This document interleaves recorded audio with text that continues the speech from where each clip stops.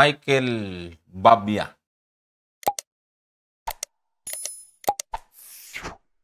Sa inyo pala, ang nagtatag sa relihiyon nyo, isa pala, si Ellen G. White. At naglagay kayo ng leader na mga lalaki sa relihiyon nyo.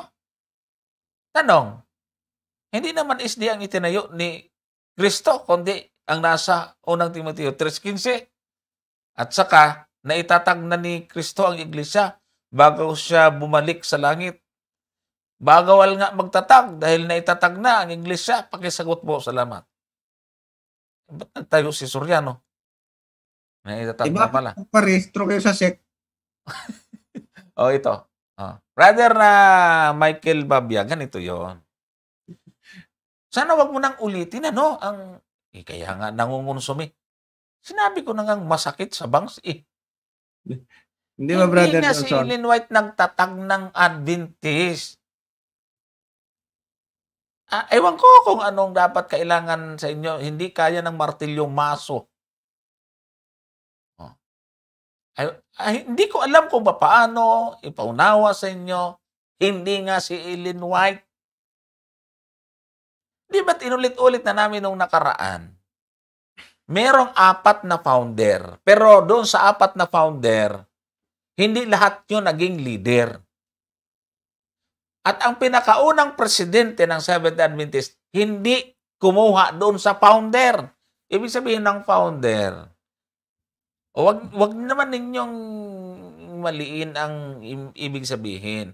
Yan yung nagbuo, nagpasimula ng kilusan. Yung sinasabi mong nagtatag na si Kristo, mali din dahil bago si Kristo, may iglesia na. Pinapaliwanag na rin namin yung ibig sabihin ng yung Mateo 16:18. Dahil ang ginawa ng ating Panginoon sa Kristo, yun po yung tinatawag na pagbabalik sa mga tupang naligaw sa bahay ni Israel. May church na bago pang nagkatawang tao si Kristo, kaya mali ka rin . Sabi nga nung yung dating daan tumawag dito, patutunayan ko, may iglesia na ng Diyos sa Lumang Tipan. Hindi naman mabasa. David Bispiras yung tumawag. So, pagdating sa kilusan, meron talagang mga kanya-kanyang nagtayo. Kailangan na ngayon, tinalakay nga namin kagabi, kinakailangan lang ay pumasa sa kung paano sinabi ng propesiya sa Biblia. Paano ang paglitaw? Paano siya inusig? Ano ang kanyang naging karanasan? Napakaganda ng aming pagkatalakay nun. Kagabi ba yun? Kagabi yata yun, Brother Gomer, no? So, ang nagpasimula, Joseph Bates, Jane Andrews, James White, Ellen White. Nang pumili na sila ng mamumuno, tingnan nyo nang mamili na sila, nang na-organize na ito noong 1863, nag-eleksyon at namili ng gagawing leader. Ang ginawang leader, hindi galing doon sa 4 na founder. Si John Byington ang ginawang leader. Naintindihan nyo? Sa inyo kasi, founder, leader. Hindi ganun ang Adventist. Huwag nyong i-apply sa amin yung mali ninyong ginagawa. Sa inyo kasi, siyang puno, yun din. Pagkatapos, pag namatay, papalitan kamag-anak din. Sa Adventist, hindi. Kahit hindi pa namatay ang leader, nag-i-eleksyon na every 5 years. Pinapalitan yan para walang hukus-pukos, para hindi ariin ang pera, hindi sarilinin ng isang pamilya, hindi ganon. Hindi ganon ang Adventist. Kaya wag kang makulit, Michael Babia. Maganda ang tanong mo, pero pasensya na sa salitang makulit. Kung ngayong narinig mo na sinasabi namin hindi si Ellen White nagtayo, wag mo nang ulitin. Wala kang matututunan talaga. Promise. Hanggang tumanda ka, hindi maitutuwid yung mali mong pagkaintindi. Ngayon, hindi man lang tumanggap si Ellen White ng kahit anong katungkulan. Kahit sekretary. Hindi. Mga lalaki ang inihalal na mga namumuno. Paiba-iba, papalit-palit. Alam niyo kung bakit? Kasi para maiwasan yung manipulation sa loob ng iglesia. Hindi magkakamag-anak kung sino yung manalo, kung sino maihalal. Minsan mayroong napapalitan, tapos bandang huli na ibabalik din sa pamumuno. Ganun po sa amin, sa Seventh-day Adventist. O ngayon, punta tayo doon, Brother Gomer, sa hindi naman isde ang tinayo ni Kristo, kundi ang nasa unang Timoteo 3:15. O sige, banatan mo. Uy, tama naman. Yang nasa unang Timoteo 3:15, kami nga yan. Sa pagpapatuloy, kasi nga, doon sa, yung iglesia kasi na yan, Nako, bakit nagkaganon yung boses? nawala? Ha? Nawala ba yung boses Tuloy mo ko? lang, Brother Gomer, baka dito lang yon. Baka sa live ay okay naman. Ayan po kasing nasa 3:15 na iglesia na, basahin nga natin, tingnan natin. Kasi tingnan ninyo ha. Ngunit kung ako'y magluwat ng mahabang panahon, sabi ni Apostol Pablo, ay upang maalaman mo kung paano ang dapat sa mga tao na ugaliin nila sa bahay ng Diyos, na siyang iglesia ng Diyos na buhay at haligi at suhay ng katotohanan. So itong iglesia ng Diyos na buhay, ito pala'y haligi at saligan ng katotohanan. Kaya kahit na ikaw ay magpangalan ng iglesia ng Diyos ngayon, kung wala naman sa iyo yung katotohanan, ay malabong kayo ito. At itong iglesia na ito, inusig sa kasaysayan. At pagdating sa Apokalipsis, tingnan ninyo, may katangian itong iglesia. Ano ang sabi ng katangian ng iglesyang ito sa Apokalipsis 12? Kasi ito yung inusig eh. Sigurado naman, Brother Johnson, na yung iglesia doon sa 3:15 ng unang Timoteo at itong iglesia na tinutukoy dito sa Apokalipsis 12 ay isa lang ito. No? Hindi naman kasi dalawa ang iglesia. Iisa lang naman talaga ang iglesia. Ang sabi rito sa 17, at nagalit ang dragon sa babae at umalis upang bumakas sa nalabi sa kanyang binhi. So yung babae, yun yung iglesia, mayroong nalabing binhi, mayroong remnant. No? Ang sabi niya, na siyang nagsisitupad ng mga utos ng Diyos at may mga patutuo ni Jesus. So ito yung makikita po natin. No? Kaya tama yung 3:15 na ang iglesia ng Diyos ay haligi at suhay ng katotohanan. Pagdating dito sa 12:17, ito naman ay nagsisitupad sa mga utos ng Diyos. At pagdating naman sa 14:12, ito naman ang sabi sa 14:12. Ito naman, narito ang pagtsatsaga ng mga banal, ng mga nagsisitupad ng mga utos ng Diyos at ng pananampalataya kay Jesus. Talagang katangian ito ng bayan ng Diyos. Itong nagsisitupad sa mga utos ng Diyos. Kaya yung mga relihiyon, nagpangalan, Iglesia ng Diyos, Iglesia ni Cristo, Church of Christ, Church of God. Tapos magtuturo, wala ng utos. Ay hindi sila ito. Kasi yung tunay na bayan ng Diyos, nagsisitupad sa mga utos ng Diyos. Yan po yung dapat ninyong makita. Hindi puro angkin-angkin lang, no? Kumuha ka lang ng iglesia ng Diyos doon sa 3:15, dinala mo doon sa Security Exchange Commission, tapos ikaw na. Ay hindi ganoon ang pagtuturo ng Biblia, kapatid. Ang pagtuturo ng Biblia, simple. Ito, basahin natin. Hebreo. Ang sabi dito sa Hebreo. Tingnan mo ha. Hebreo 8 talatang 10. Sabi niya, sapagkat ito ang pakikipagtipang aking gagawin sa sangbahayan ni Israel. Pagkatapos ng mga araw na iyon, sinabi ng Panginoon, tingnan niya, ilalagay ko ang aking mga kautusan sa kanilang pag-iisip at sa kanilang mga puso'y aking isusulat ang mga ito. At pagkatapos, ako'y magiging Diyos nila at sila'y magiging bayan ko. Meron pang mas liliwanag dito? Wala. Para matawag ka na bayan ng Diyos. At ang Diyos mo, kailangan nakasulat sa isip at sa puso mo ang kanyang kautusan.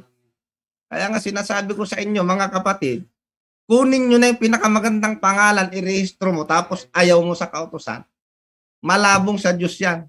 Sigurado kay Satanas yan, Brother Johnson. Dahil si Satanas, galit sa utos ng Diyos. May problema tong mga ganitong katuwiran ni Michael Babia. Michael Babia, subukan mong isipin yung ganito, ha? Subukan mo. Sabi mo, hindi naman SDA ang tinayo ni Kristo, kundi ang nasa unang Timoteo 3:15. Una, naintindihan mo kung ano bang ibig sabihin ng SDA? Seventh Adventist, ibig sabihin yan. Wag ho yung definition ni Soriano, ha? Kasi minamali niya. Naghihintay daw sa ikapitong araw. Hindi po. Ang hinihintay ng mga Adventist ang pagdating ng Panginoon. Kung naghihintay ka, Adventist ka rin. Hindi ka lang seventh day. Kasi hindi ka nangingin ng ikapitong araw. Okay? Yung itinayo dyan ni Pablo, naghihintay yan, Adventum yan, Adventist yan. Kasi yan din po yung nasa ng Timoteo 6:14. Nandun mismo yung word sa Latin Bible, Adventum. Okay? Yan. Ngayon, naisip mo na ba na kung ilan ang gumamit ng talatang yan? May gumamit yan na English. At kayo, MCGI, talo naman kayo ng suhay.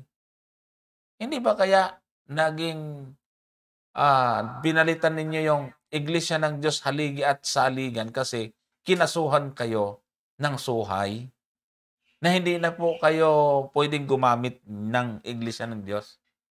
Kaya nga. Ngayon, sino sa inyo ng suhay ang tama at sino sa inyo ng English ang tama? Pare-pareho kayo ng talatang ginagamit.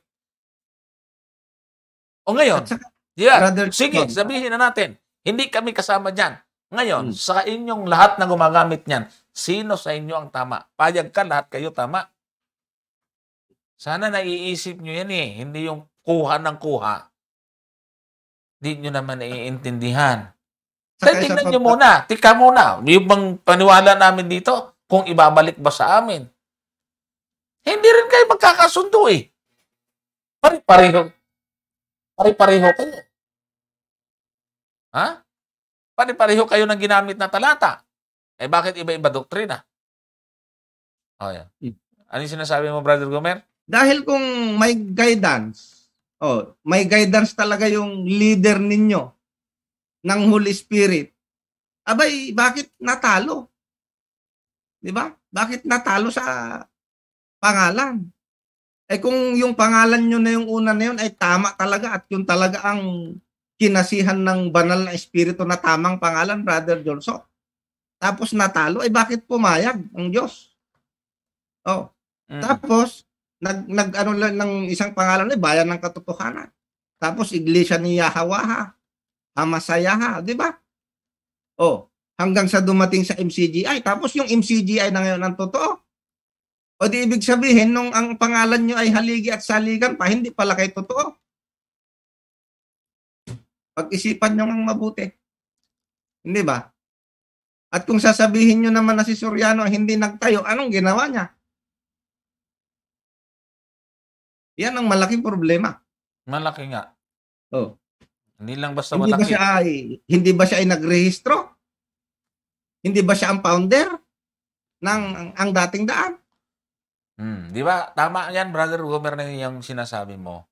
Kaya, kapatid na Babia, kung narinig mo, ang problema kasi sa kanila, kahit na ang ganda na ng talakay natin, sunod na naman kinig. Wala na silang natandaan. Talagang ayaw, hindi talaga interesado sa punto ng iba. Ang tamang pagsusuri para makarating ka sa katotohanan, ilagay mo sa puso at isip mo yung naririnig mo. Kaya, ang tawag po dyan ay mga kulto na sarado na yung kanilang sa iba. Kung ano lang sinabi ng leader nila.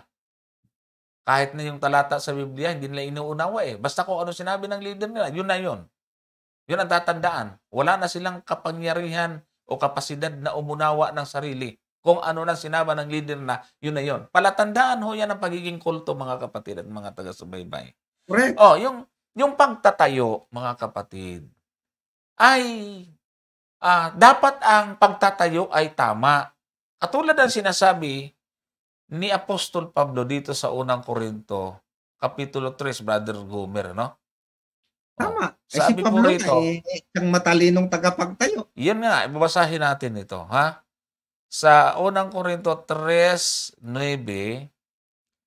sabi po rito, sapagkat tayo ay mga kamanggagawa ng Diyos. Kayo ang bukid ng Diyos, ang gusali ng Diyos. Kamanggagawa. Ibig sabihin, gagawa, Brother Gomer, ano? Yes.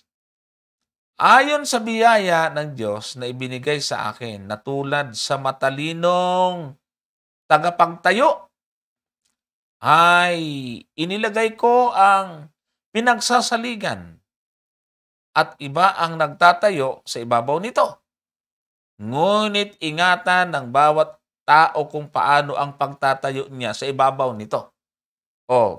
Tandaan mo to, Michael Babia, ha? Sabi mo kasi dito sa iyong tanong, bawal nga magtatag. Mali ka. Dahil si Pablo mismo, sabi mo kasi, itinayo na ni Kristo. Bakit si Pablo nagtayo? Matalinong tagapagtayo. Matalinong tagapagtayo si Pablo. Hindi, mali ka. Tandaan mo itong pagkakamali mo, ha? Sabi mo, nitayatag na ni Kristo, bawal na magtayo o magtatag. Bakit si Pablo? Ibig sabihin, mali ka na naman. Huwag mo nang palusutan yon dahil mali ka na rito. Andiyan, kitang-kita yung sinabi mo. Sabi ni Pablo, ayon sa biyaya ng Diyos na ibinigay sa akin, na tulad sa matalinong tagapagtayo. Hindi naman si Pablo, si Kristo yun, iba. Ay inilagay ko ang pinagsasaligan at iba ang nagtatayo sa ibabaw nito. Meron nga Ngunit ingatan ng bawat tao kung paano ang pagtatayo. Hindi pwede. Sa'yo Bawat hindi. tao. Ngayon, ano po ang sabi doon sa sunod na talata? Sapagkat sino man ay hindi makapaglalagay ng ibang pinagsasaligan kundi ang nalalagay na ito'y si Kristo. Anong ibig sabihin? Yung pagtatayo, ang saligan, yung pundasyon, si Kristo. Ibig sabihin, pwede kang magtayo pero ang iyong pundasyon si Kristo. Ang ibig mong sabihin, pagtatayo yan po mga kapatid, mga kaibigan, alam natin yon. Na pwede yan yung mga local churches na binabanggit po doon sa yung mga naging ministeryo ni Apostol Pablo, at dami po mga tinatag siyang iglesia. At the same time, ayan din po yung pagtuturo natin sa mga tao. Ang itinuturo, ang sentro si Kristo. Kaya nga, kayo mga dating daan, kulto talaga kayo Kasi hanggang ngayon, patay na si Soriano, yan pa rin yung pinagyayabang nyo. Dapat ang marinig sa inyo si Kristo. Kaya lang naman namin nababanggit si Ellen White dahil kinukulit nyo Hindi naman namin tinuturo yun sa pagtuturo namin. Tinuturo namin si Kristo. Pinapakilala namin sa mga tao si Kristo. Kayo, sino? Soriano. Kaya hindi kayo Kristiyano, Soriano kayo. Kulto yan. Imbis na Kristiyano, ay kayo, tawag sa inyo, hindi kayo Kristiyano. Soriano kayo kasi hindi naman si Kristo itinataas ninyo, kundi si Soriano. Kaya Kristiyano versus Soriano. Di ba magkatunog din? Ganun ang nangyayari. Si Kristo ang pundasyon. Ang sabi po dyan, hindi tayo makapaglalagay ng ibang pinagsasaligan. Pundasyon siya yung bato sa panulok, yung cornerstone, yung pundasyon sa gusali. Mga kapatid, Sa Kanya nakatatag yung ating mga aral. Puro front lang naman eh. Si Kristo dapat sundin. Pag sinabi ni Kristo, dapat nga kayo mag-ikampo. Hindi. Ano yan eh? Kausap na kasi Hudyo. Sabi ni Kristo, huwag niyong isiping na paritos ako upang sirain ang kautusan. Hindi. Sinira ni Kristo. Tapos yan po ang magsasabing to pa rin ang kautusan ni Kristo. Daming mga utos ni Kristo. Hindi naman tinutupad eh. Huwag niyong isiping ako'y naparito upang sirain ang kautusan. Abay, hindi lang inisip. Tinuro ba? Sinira ni Kristo yung Sabat. Sabi na nga, hindi, huwag niyong isipin eh. Hindi lang sinisip eh. Itinuro pa. O tapos, aangkinin yung unang Timoteo 3:15. Aba, naunahan na kayo ng English, ng Church of God, ni Armstrong. Paano ngayon? Ang kanino pa ba yan? Naunahan ng dihamag na pagkatagal na nun. Nauna kaysa sa inyo. O sino ngayon sa inyo may-ari niyan? Hindi naman yan ang unang Timoteo 3:15, hindi naman yan MCGI. Magagalit naman yung suhay. Di ba? Ang laking problema. So, yan po ang mga dapat po natin maisip, mga kapatid. Ito ang aming paraan ng pagsagot. Nilalagyan natin to ng diin, mga kapatid. Kasi kayo, na nandyan sa pananampalatayang yan, hindi kayo kaya ng mahinang pukpok. Kaya talagang maso. Sabi nga natin, Brother Gomer, noon ko pa ginagamit ito sa kapitulo, versikulo pa ako ng araw. Pag ikaw ay nakikipaglaban at sinusuntok ka ng malakas at sangga mo ay malamya, matatalo ka. Siyempre. Salagin mo ng malakas din. Naalala ko yung nung araw, bata pa ako eh. Nagpapasuntok yung tiyuhin ko sa akin. Suntok, suntok. Ang mas malakas ang kamay niya, pinapatama rito. Sakit ng kamay ko eh. Siya hindi nasasaktan eh. Bakit? Ganoon eh. Yung iba nga sa tiyan pa nagpapasuntok. Surrender yung sumusuntok eh. Kasi matigas ang salag. Itong aming ginagawa, ramdam ninyo na kayo yung umaaray. Kaya nga hinahamo natin. Hala, comment ng comment. Comment. Tawag.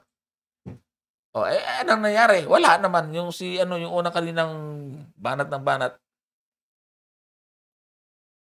Yun po mga kapatid, yan ang sinasabi ho natin. Yung aming paraan ng pagpipresent ho dito ay ipapadapakita lang po namin sa inyo na hindi ganun ka stable yung inyong doktrina. Kaya kapatid na Babya, tuloy lang ang panood. Magtanong lang din kayo. Marami pang gabi na tayong magsasama-sama.